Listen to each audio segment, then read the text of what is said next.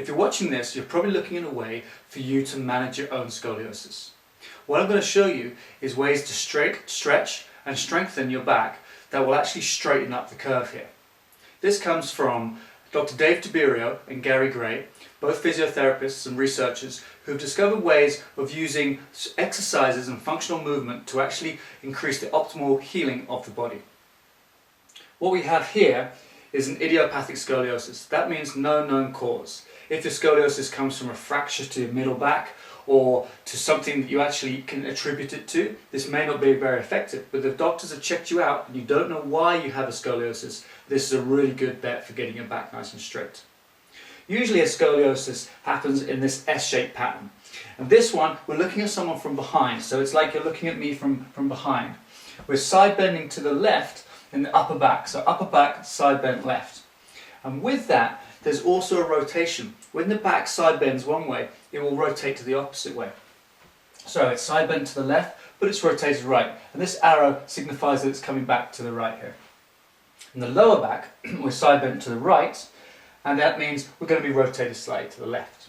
So we need to correct those movements. And the first thing we're going to do is actually lengthen this upper curve here. And the way to do that kind of makes sense. The way to do that is literally just to put one hand above your head and lean to the right.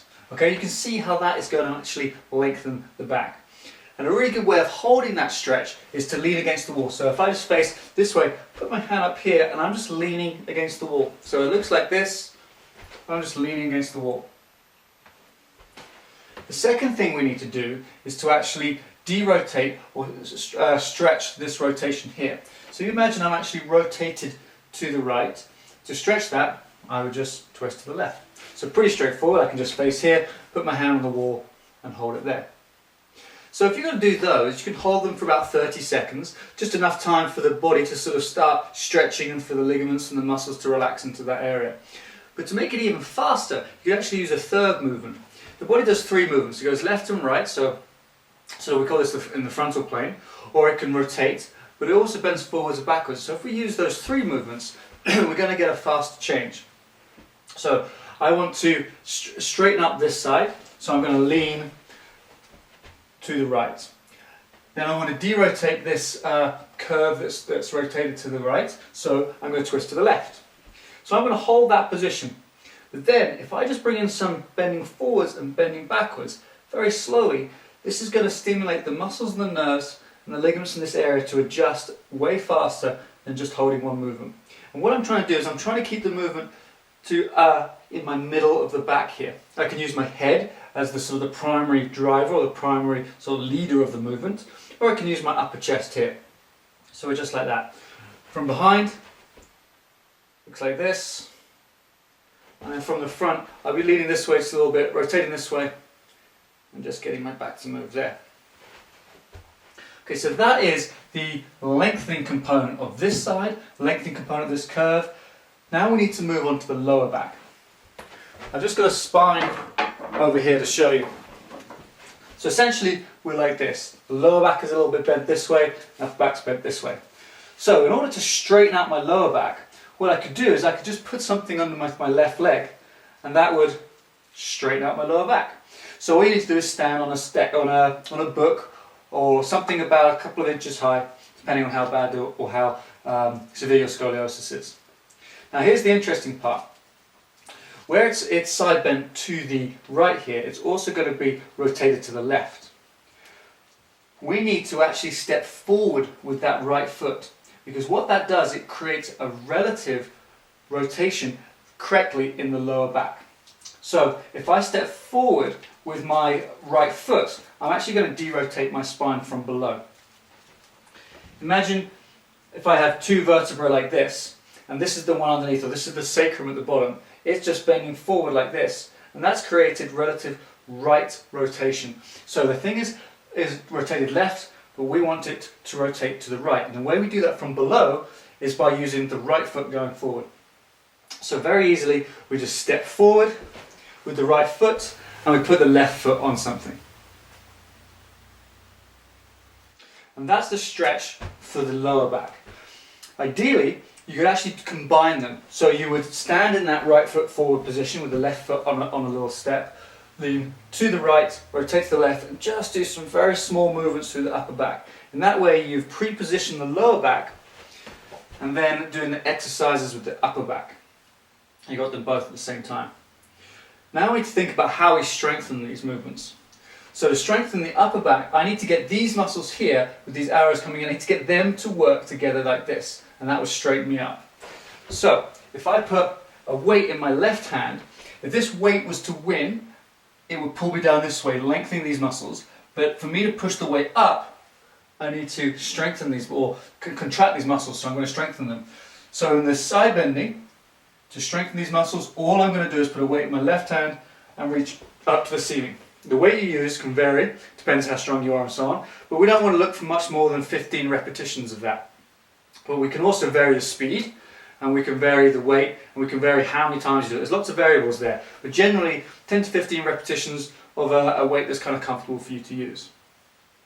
So that's strengthening these, but we've got this rotation through the spine. If I hold this up here, you've got this rotation to the spine that's bringing these ribs backwards, and that can sometimes be seen as kind of a ridge or lumps on that side. So the ribs are backwards here, so we want to bring those ribs forwards. And the muscles that are going to bring those ribs forwards, the abdominal muscles, and they come round to the front here. So the way they're going to do that is you're going to push something or pull something from behind you into this movement here. So I've got a little TheraBand, FlexiBand thing. And what I would do is I'd pre-position my feet again, right foot forward, left foot on the step or on a book, and I would just push my right arm. So really using my abdominal muscles against the resistance to derotate this upper back. Now you can do both at the same time, and so you just hold the weight in your left hand and you just push the right hand forward as your left hand goes above your head. So this isn't a follow along, this is just to show you how to do it, but again you do 10 or 15 of these movements, feeling your spine really corkscrewing and twisting up into a straight line every time you do that. For the lower body, the opposite applies. Now remember, we're working from the hips, so it's going to be a little bit different here. So we know that right foot forward, left foot up is how we want to be. That's the final position. So what we would do is we would start opposite to that. We would start with the left foot forward and then step back onto a step. And one way to do that is actually to put a band around your ankle so that when you pull back, you're actually going to resist that stepping back with that left foot. And what I'm doing here is I'm actually standing on some books so that the left foot starts slightly lower than the right foot, and so the muscles that lift up this left hip are going to be really working hard to get up onto the other book, which is slightly higher than the one that's underneath the right foot. So they're pulling on the band and they're lifting up at the same time. So if you use all these movements, lengthening this side, derotating here, and then putting some resistance behind it, you're going to create the correct muscle length to open up the curves and the correct muscle strength to hold those curves as well. Now, the amount you do these exercises, or the number of repetitions, really does depend on your sort of physical capability, any pain that you might be experiencing. But generally, let's say if you're fit, you're reasonably healthy, you're looking at 10 to 15 repetitions every day at this exercise. The body responds to what you ask it to do. If you want it to change its position here, you have to ask it to change its position. The more you ask it, the better it gets. So it's like an athlete, for example, wanting to get fit. They're not going to train once a week. They're going to train every day. The reason they train every day is their body is going to respond faster, it's going to respond quicker to that everyday impulse, or sorry, everyday input of weights to make it stronger. Same with this. If you want to change your back, you do this daily, 10 to 15 movements, all these different planes, hold the stretching, and then do the strengthening afterwards. Hold the stretching for about 30 seconds, 15 to 30 seconds, start with, and then do the strengthening 10 to 15 repetitions afterwards. I hope that helps, and I'll be looking forward to everyone having nice straight spines. Take care.